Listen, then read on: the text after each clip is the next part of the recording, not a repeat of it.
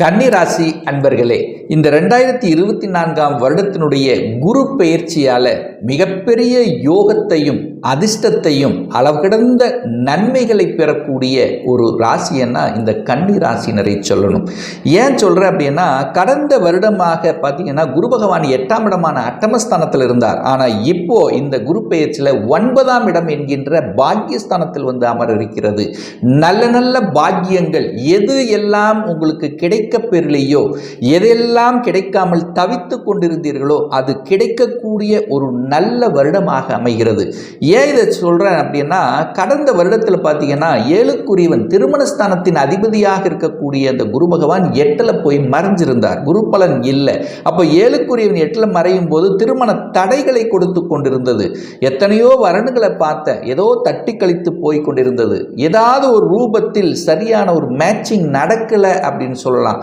ஆனால் அதே சமயத்தில் பார்த்தீங்கன்னா உங்களோட கூட இருந்தவர்களுக்கெல்லாம் திருமணம் நடந்து விட்டது, எனக்கு நடக்கலை. இந்த மாதிரி ஆதங்கத்தில் இருந்து கொண்டிருந்த இந்த கன்னிராசி அன்பர்களுக்கு ஒரு நல்ல விடிவு காலம், திருமணம் போன்ற சுப காரியங்கள் நடக்கக்கூடிய இந்த மே 1ஆம் தேதியில் இருந்தே உங்களுக்கு நல்லவைகள் நல்ல காலம் பிறந்தாச்சு அப்படின்னு சொல்லணும் இந்த கன்னிராசி அன்பர்களுக்கு.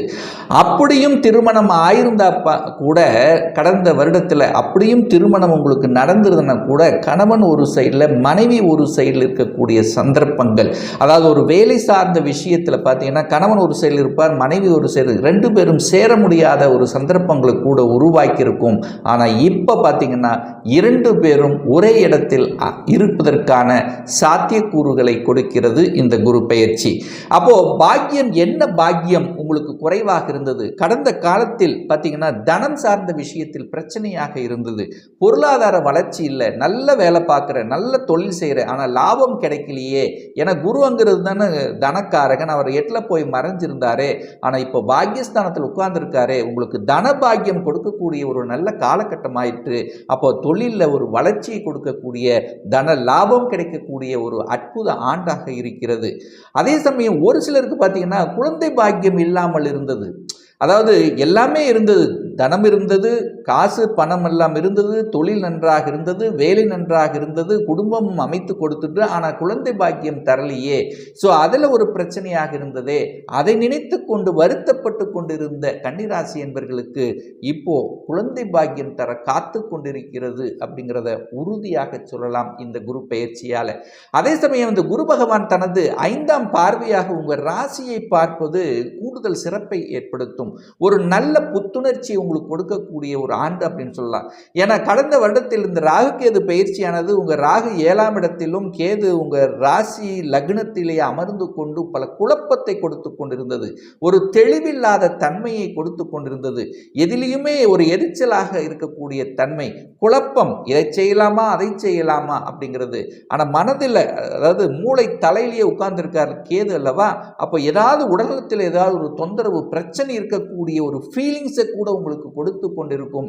ஆனால் இந்த குரு பெயர்ச்சிக்கு அப்புறம் பார்த்தீங்கன்னா அந்த குரு உங்க ராசியை பார்க்கிறார். அந்த குருங்கிறது கடவுள் அல்லவா, கடவுளுடைய அனுகிரகத்துக்கு சொந்தக்காரன் அந்த குரு பகவான் உங்க ராசியை பார்ப்பது உங்க ராசியை புனிதமடைய செய்கிறது. கெட்ட விஷயங்கள் அத்தனையும் அகல இருக்கிறது. என்னென்ன நெகட்டிவ் திங்கிங்ஸ் எல்லாம் இருந்ததோ அதெல்லாம் விலகப் போகிறது. அப்போ மனக்குழப்பம் விலக இருக்கிறது. அப்போ மனக்குழப்பம் விலகினாலே மனதில் தைரியம் தெம்பு கிடைக்கும், மகிழ்ச்சியும் ஒரு பூரிப்பும் புத்துணர்வு கிடைக்கும். அப்போ மனம் புத்துணர்வோடு இருக்கும்போது எதையும் செய்யலாம், எதையும் சாதிக்கலாம் என்கின்ற உத்வேகத்தை தரக்கூடிய ஒரு நல்ல குரு பயிற்சி அப்படின்னு சொல்லலாம். அப்போ இதுவரை என்னென்ன பிரார்த்தனைகள் செய்து கொண்டிருந்தீர்களோ, எத்தனை இஷ்ட தெய்வங்களுக்கு வழிபாடு எடுத்திருந்தீர்களோ அது எல்லாமே சக்சஸ் ஆகக்கூடிய வகையிலே உங்களுக்கு இந்த குரு பயிற்சியானது அமைய இருக்கிறது. அதே குருவானது 3ஆம் இடத்தை பார்க்கிறார். 3ஆம் இடம் என்பது முயற்சி ஸ்தானத்தை பார்க்கிறார். உங்க முயற்சி அனைத்தும் பலிதமாகக்கூடிய தன்மை. என கடந்த காலத்தில் பார்த்தீங்கன்னா அந்த சனி அங்க 3 பார்த்து கெடுத்து கொண்டே இருந்தார்.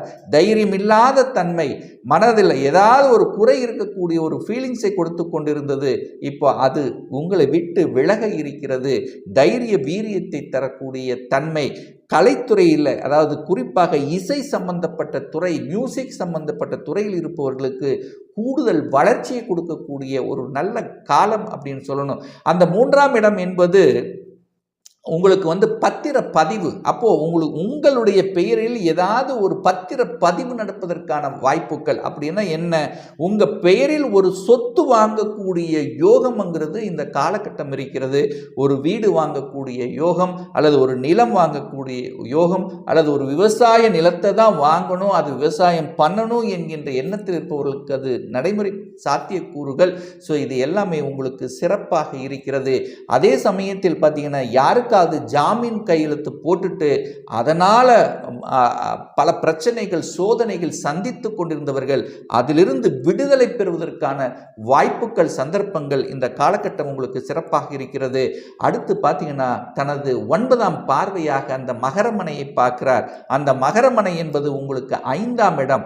5ஆம் இடம் என்பது பூர்வ புண்ணிய ஸ்தானம், பஞ்சமஸ்தானம், காதல் ஸ்தானம் அப்படிங்கிற இடம்.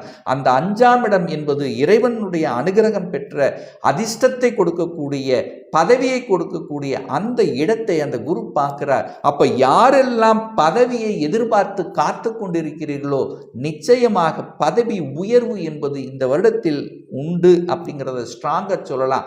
அப்ப பதவி உண்டு. குழந்தைகளால அனுகூலங்கள், ஆதாயங்கள். இதுவரைக்கு குழந்தை சம்பந்தப்பட்ட விஷயத்தில் பிரச்சனை இருந்தவர்களுக்கு குழந்தை சம்பந்தப்பட்ட பிரச்சனையிலிருந்து விடிவு காலம். அதாவது குழந்தை ஒரு சைடில், நீங்க ஒரு சைடில் சின்ன சின்ன மனக்கசப்பு, இந்த மாதிரி ஏதாவது ஒரு தொந்தரவு இருந்ததுன்னா அந்த தொந்தரவு முழுவதுமாக விலகக்கூடிய ஒரு நல்ல காலகட்டம். குழந்தைகளால் உங்களுக்கும் உங்களால குழந்தைகளுக்கு நல்ல பல ஏற்றங்கள், உயர்வுகள் கிடைக்கக்கூடிய தன்மை. குழந்தைகள் என்ன படிக்கணும் என்று நினைத்து கொண்டிருக்கிறார்களோ அந்த எண்ணங்கள் நிறைவேறக்கூடிய ஒரு நல்ல ஆண்டாக இருக்கும். அப்போ குழந்தைகள் இந்த வருடம் நான் ஒரு இன்ஜினியர் ஆகணும், ஒரு டாக்டர் ஆகணும், ஒரு வக்கீல் படிக்கணும், ஒரு சிஏ ஆகணும், ஒரு அக்ரிகல்ச்சர் இதில் இருக்கணும். ஸோ இந்த மாதிரி எந்த துறை சார்ந்த விஷயத்தில் அவங்களுடைய மனம் என்ன ஓட்டங்கள் இருந்து கொண்டிருக்கிறதோ அது சக்சஸ் ஆகக்கூடிய ஒரு நல்ல வருடமாக உங்களுக்கு அமைகிறது. காதலில் இருந்தவர்கள், காதல் பிரச்சனையோடு இருந்தவர்கள் எல்லாம் அந்த பிரச்சனைகள் விலகக்கூடிய தன்மை. காதலில் இருப்பவர்கள் காதல் திருமணம் செய்யக்கூடிய வாய்ப்புகள், சந்தர்ப்பங்கள் சிறப்பாக இருக்கிறது. ஏற்கனவே டிவோர்ஸ் ஆனவர்களுக்கும் கூட இந்த வருடம் 2ஆம் திருமணம் நடப்பதற்கான வாய்ப்புகள், சந்தர்ப்பங்கள் சிறப்பாக இருக்கிறது. 6ஆம் இடத்தில் சனி பகவான் இருக்கார். அப்போ 6ல் சனி இருக்கும் போது உங்களுக்கு நல்லது தான். ஒரு கெட்ட கிரகம், ஒரு அசுப கிரகம் என்று சொல்லக்கூடிய சனி பகவான் 6ஆம் இடத்தில் இருக்கிறதுனால எதிரிகள் யார் என்று இனங்கண்டு கொண்டு அதற்கு தகுந்த மாதிரி பதிலடி கொடுக்கக்கூடிய தன்மைகள். அதே சமயத்தில் பார்த்தீங்கன்னா, ஒரு நல்ல வேலை கிடைக்கக்கூடிய வாய்ப்புகள். இதுவரைக்கு படித்த படிப்புக்குண்டான வேலை இல்லைன்னா இப்போ படிப்புக்குண்டான வேலை கிடைக்கக்கூடிய தன்மைகள். கூட்டு தொழிலில் இருந்து வந்த பிரச்சனைகள் விலகக்கூடிய ஒரு நல்ல காலம்.